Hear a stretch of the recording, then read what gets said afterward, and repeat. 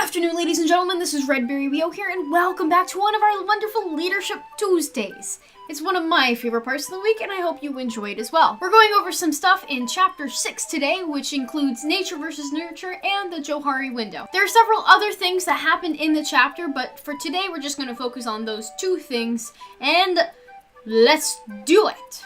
The Nature versus Nurture debate talks about if people are born with leadership or personality traits versus if they learn them over time.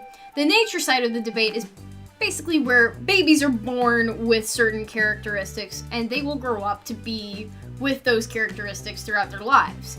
There are some instances where evidence supports this side of the debate, where if you've ever heard of the Minnesota twin studies, they've actually evaluated twins that were separated at birth, and they sometimes have very, very similar life outcome. Like what kind of spouse they select, or what kind of musical preferences they have, addiction to drugs, other stuff like that. And they never met each other before those twin studies. So that's pretty significant evidence that nature has something to do with leadership and personality trait development. But then there's the other side, which is nurture. And if you ever heard of John Watson, he's a famous psychologist, and his theory is that if you gave him a random set of babies, he could teach them to be lawyers or doctors or teachers, and he could eventually get them all to do the things that they are set out to do, because he was a famous behavioralist, and he supported the fact that people are tabula rasa, which is actually Latin for a blank slate. And that's because this theory of this side of the debate was born with Greek philosophers. I believe Aristotle was one of them, and he thought that humans were inherently a blank slate. Their minds were a blank slate, and over time it was written as they lived their lives, learned new experiences, met new people, and that then makes them who they are. Both sides have support, and both of them blend together, and as a leader, it's important that we understand both sides of the argument, because both sides have tremendous influence on how a person develops.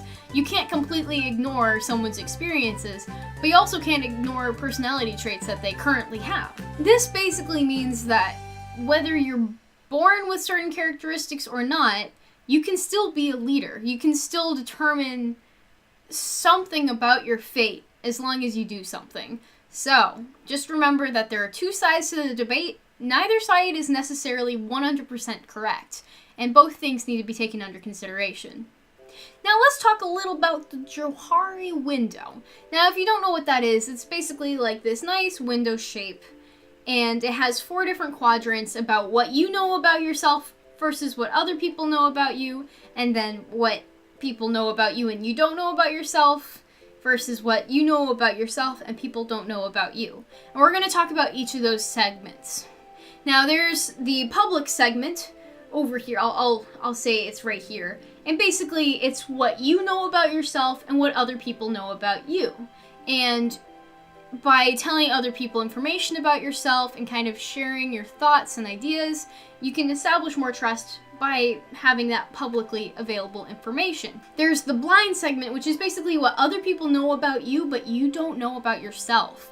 So let's just say that you have an interesting experience with the boss at work, and the boss is really mean to you, and they say that you have done a terrible job. They're like, you have done a terrible job in printing out these papers for me and stapling them together. And they say it in such a way that you just, it just grinds your gears.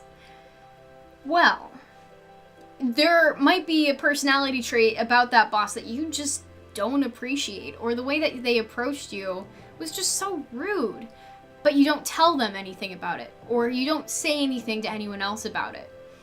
And that leader, that boss who was in charge of you, they may not have realized how rude they were. And in that example, they are blind to that rude behavior, and they will never know unless you gave them that feedback. Now, some organizations aren't really okay with 360-degree feedback, which means feedback from anyone, including subordinates or superiors. So sometimes there will be blind spots for people, but when there are blind spots, that can typically create tension within organizations and create troubles later on. The private sector, or the private section of the Johari Window is the private section, which is information that you know about yourself but others don't know about you. So if you have troubles at home, or if something's going on with you and you aren't really feeling motivated about stuff and you don't tell anyone about it, that would be considered something within the private section. And that can also create certain tensions because you might be acting a little bit differently. You might act uptight or stressed out and people don't know why. And then when you don't share it with them, they can't really help you. And keeping it bottled up can actually add a little bit of tension to the work environment. And it is totally up to you as to how much you're willing to share with others. But typically people are going to have good intentions. And if you open up to them, then they're more likely to open up to you and trust you more. And then there's the unknown. The unknown is what you don't know about yourself and others don't know about you. And it's actually kind of part of the unconscious, which is a theory that Sigmund Freud was actually very fond of and helped develop within the field of psychology, where you'll have conscious thoughts and then unconscious thoughts. So if something happened in your childhood that has changed you forever, but you don't remember it, but it's influencing your personality somehow, that's part of the unknown. Because, well, you can't actually go into your subconscious and be, like, exploring around, because that just doesn't work. We don't have the technology to understand the subconscious and the unconscious as much as we could. And it's possible that they'll develop stuff in future years, but at this time, some things in the back of the mind will never be uncovered and will sit there forever. Now, a little last thing about the Johari Window is that feedback is really important. Feedback is the breakfast of champions, as the book says. And it's a tool for exploring issues from self-perception. So by evaluating the Johari Window, you can actually gauge how you're truly performing in comparison to yourself and to others, and you can try to improve from there. So today we talked about the nature versus nurture debate, and we talked about the Johari Window.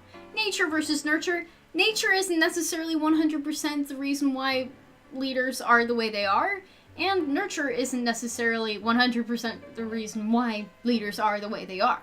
It's a blend of both. People can be born with it, and they can be developed. So just by understanding that leaders can be made, and by taking those tools and knowing that people can be shaped, is very important as a leader.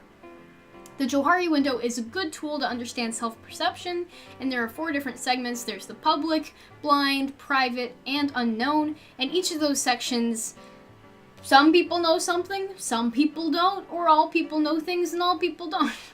It's just the way it is, and by understanding as much as you can from each of those different parts of the window, you'll have a better understanding of yourself. So if you have any questions, comments, or concerns, please feel free to leave them down in the comments below. So, thank you so much for watching, and that is all, folks. Until next time, toodles.